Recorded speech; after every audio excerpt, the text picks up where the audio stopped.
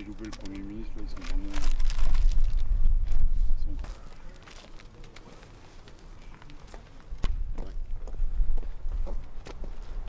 Vous allez voir avec le vieux, là,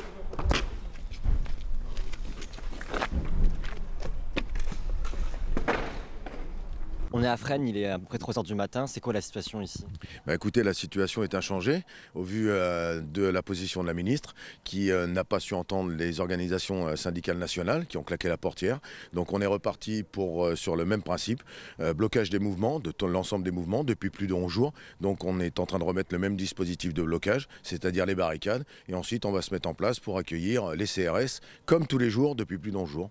Ça fait 11 jours, il y a eu des négociations qui ont à peu près commencé, mais ça n'a pas du tout abouti. Vous êtes confiant que le gouvernement va céder? Écoutez, confiant que le gouvernement va céder, je pense que le gouvernement va s'apercevoir que les personnels de surveillance sont de plus en plus motivés. Déjà, des prisons sont déjà occupées par des forces de l'ordre. Je pense que ça va monter encore plus crescendo au vu des retours d'informations que nous avons hier. Déjà, un premier relevé de conclusion a été relancé auprès des personnels qui ont trouvé celui-ci inadmissible. Donc on remontait l'information que c'était négatif. Pour nous, aucune évolution, hormis une petite partie indemnitaire annoncée par le Premier ministre. C'est jeter de l'opprobre sur une profession. C'est un respect vraiment affiché, intolérable de la part de notre institution. Donc c'est pour ça qu'aujourd'hui, nous sommes plus motivés que jamais. Pas de négociation aujourd'hui? A priori, pas de négociation aujourd'hui. Je pense qu'on est dans l'attente. Et voilà, on va voir, l'orientation du gouvernement. Il est grand temps que celui-ci prenne des décisions et prenne conscience, comme les citoyens aujourd'hui nous le démontrent au quotidien par leur soutien, qu'effectivement, nous sommes en danger au sein de nos prisons. C'est un jour un peu spécial puisque Jawad est censé sortir de cette prison ce matin et vous êtes mobilisé dès 3 h pour bloquer ce transfert. Oui, mais comme tous les jours, depuis 11 jours, il n'y a pas de particularité spéciale par rapport à ce détenu. C'est une extraction. On a décidé d'un blocage total à Fresnes depuis plus d'11 jours avec les extractions. Il n'y a aucun problème et aucun sujet, nous, sur cette extraction spécifique. Les forces de l'ordre feront leur travail. Avant tout, nous sommes des professionnels. Je le répète, j'ai entendu beaucoup de choses. On a un respect total pour les victimes et les familles, au vu en plus du caractère bien spécifique. Mais pour nous, c'est un radicalisé de plus. C'est arrivé hier, chez nous, à Fresnes ou avant-hier. C'est incompréhensible. Voilà. Maintenant, si c'est juste certains veulent se faire une part médiatique, qu'ils n'hésitent pas. Pour nous, notre objectif aujourd'hui, c'est de démontrer que même s'il y a des caractères exceptionnels, ça c'est notre quotidien. Et il ne faut pas croire que c'est le seul radicalisé ou le seul terroriste qu'il y a dans nos prisons aujourd'hui sur le territoire national.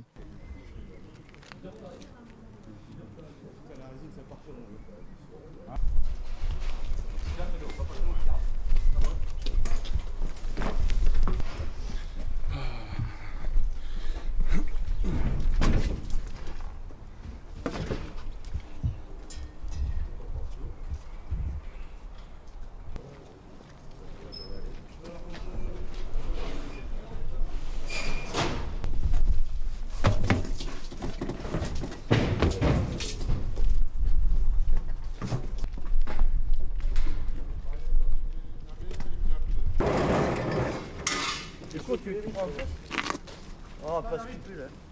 Attends, laissez ce gars d'ego faire ça.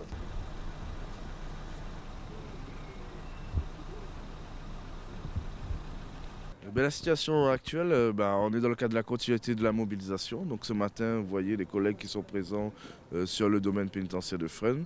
Donc on est là pour bloquer l'accès à l'institution pénitentiaire. Donc tout ce qui dit prise de service de la part des collègues ou les extractions judiciaires, tout est bloqué à l'extérieur pour l'instant. C'est le 11e jour, les négociations n'ont rien donné? Écoutez, pour l'instant, il n'y a que des paroles en l'air.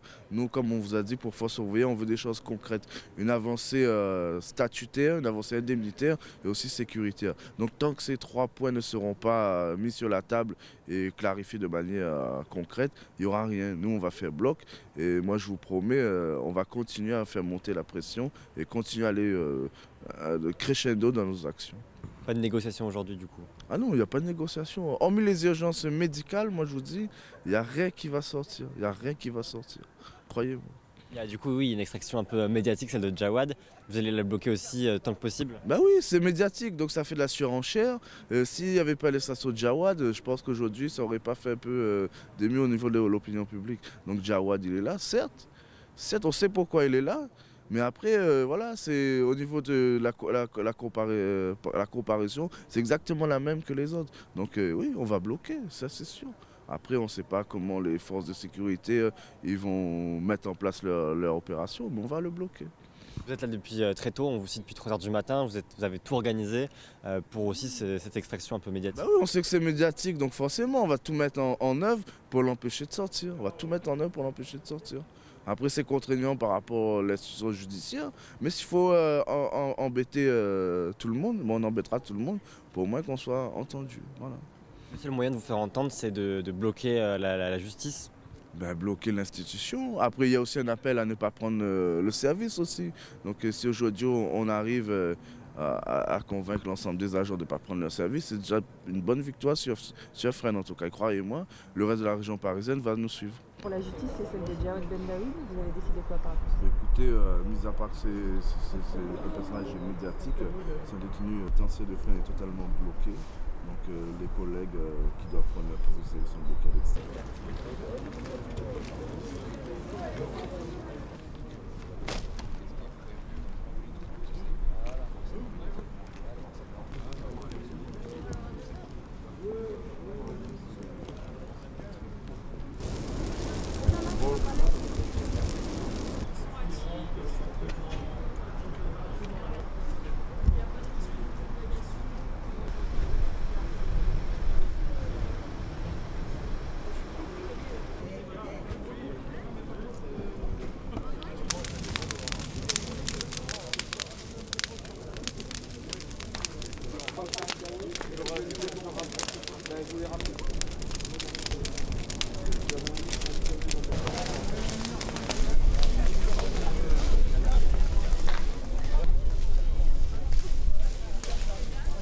Venez vous rassembler avec nous. Comme on dit toujours, seule l'union fait la force. Et moi je vous dis, c'est nous qui allons décider s'ils sortent ou pas. Donc pour ça, il faut que vous soyez tous ici avec nous.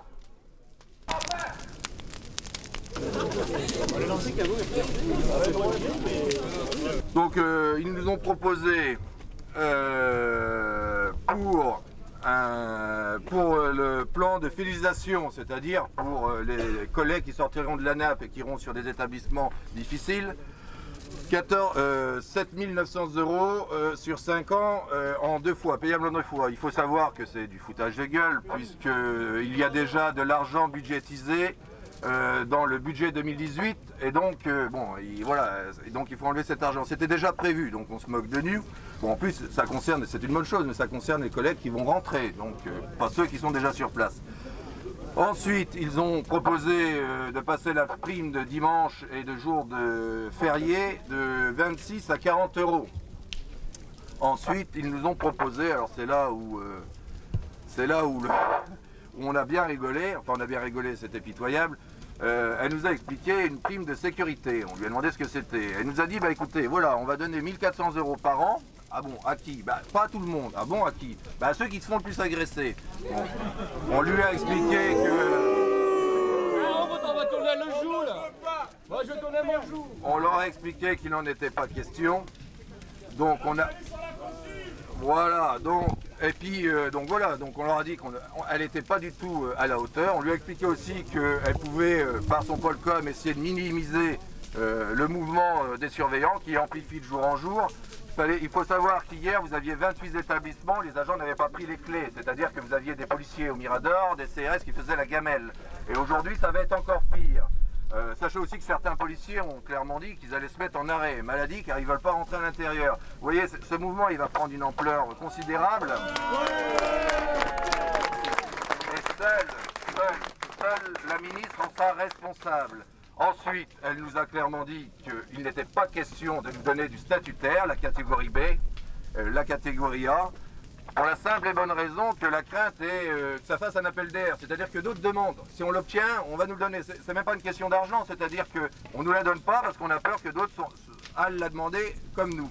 Donc on lui a dit que c'était totalement inacceptable et on lui a rappelé qu'un surveillant c'était à la fois un psychiatre, un psychologue, un pompier, enfin voilà, une assistante sociale qui travaillait l'humain et que la catégorie B c'était une vraie reconnaissance pour tous les personnels. Donc voilà, nous Force Ouvrière et la CGT et l'UFAP ont quitté la table des négociations. On attend qu'elle nous rappelle. On n'ira pas signer quelque chose au rabais. Vous avez fait un mouvement, le mouvement il vous appartient à vous. Si aujourd'hui on en est là, c'est parce que vous avez décidé de faire la pression. Il faut maintenir la pression, il ne faut pas faire de pause. S'ils veulent pourrir le mouvement, s'ils veulent que ça dure des semaines, ça durera des semaines. Mais cette fois-ci, on obtiendra notre dû. Ça fait des années, des dizaines d'années qu'on n'a rien, qu'on est les oubliés, qu'on est la dernière roue du carrosse. Donc aujourd'hui, il va falloir nous donner ce qu'on mérite. Il va falloir nous donner le maximum de choses.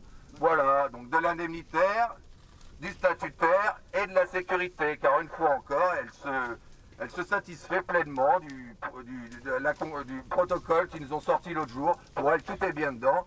Pour Force Ouvrière, on l'a clairement dit, vous le savez, nous on demande des moyens beaucoup plus coercitifs hein, au niveau matériel. On demande et on le répète, même si ça choque, à ce que sur les établissements où on gère des détenus violents, les quartiers disciplinaires, quartiers d'isolement, les CAIR, les quartiers détenus violents, on demande à ce que les agents travaillent à plusieurs, puissent menotter à chaque mouvement les détenus et puissent être équipés, oui, si ça choque, d'un taser à la ceinture, parce que ça suffit. On demande aussi à ce que les agents, sur tous les établissements, pas que sur les quartiers où il y aura des détenus violents, soient équipés de tenues pour éviter les coups de lame, qui protègent davantage. Voilà, donc c'est un mouvement de tous les surveillants, donc on ne va pas faire de différence, on ne va pas donner à certains et pas à d'autres. Soit tout le monde sort grandi de ce mouvement, parce que ben voilà, vous êtes tous devant les portes, tout grade et corps confondus, poste fixe ou pas, tout le monde est devant, donc il faut que ce mouvement il profite à l'ensemble de la profession. En tous les cas, soyez certains que pour ce qui est de Force Ouvrière, on ne cédera rien. On a une plateforme revendicative qui est la même depuis le début de ce mouvement, c'est-à-dire il y a 12 jours, et nous on reste sur cette plateforme, et on ira jusqu'au bout pour l'obtenir, parce que vous le méritez. Et ceux qui disent le contraire, on peut venir vous remplacer à l'intérieur. Donc ne lâchez rien, je peux vous assurer que j'ai les chiffres encore ce matin. Ça bouge, des établissements qui n'étaient pas dans la danse viennent d'y rentrer. On va continuer. Sachez que des ERIS ont refusé de rentrer dans les établissements pour nous soutenir.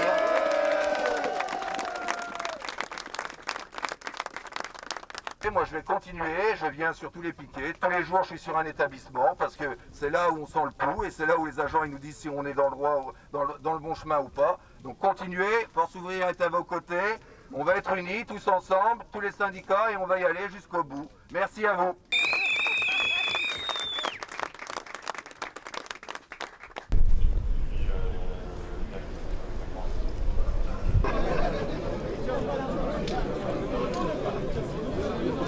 Dernière sommation, nous allons faire usage de la force. Dispersez-vous.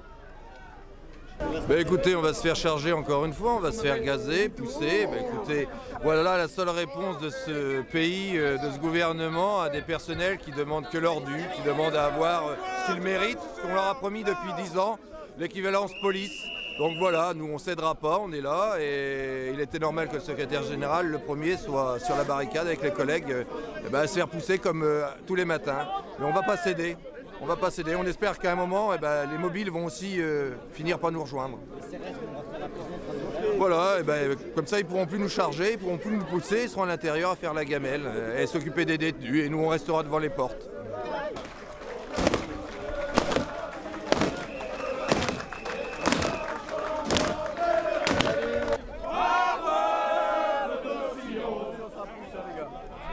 Reculez, ne poussez pas, reculez, on les laisse passer. On les laisse passer. Reculez au fur et à mesure qu'on nous pousse. Allez travailler, merci. Allez travailler, c'est bon. Allez, c'est vous. Vous êtes chez vous. Vous êtes chez vous. Vous êtes chez vous. Vous êtes chez vous. Vous êtes chez vous. Vous êtes chez vous.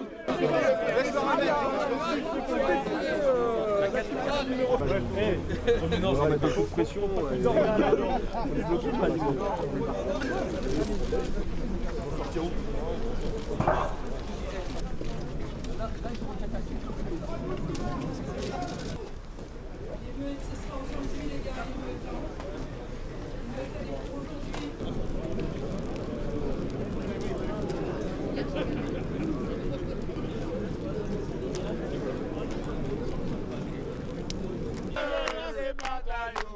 L'argent là c'est à nous, l'argent là c'est pas adhérons l'argent là nous.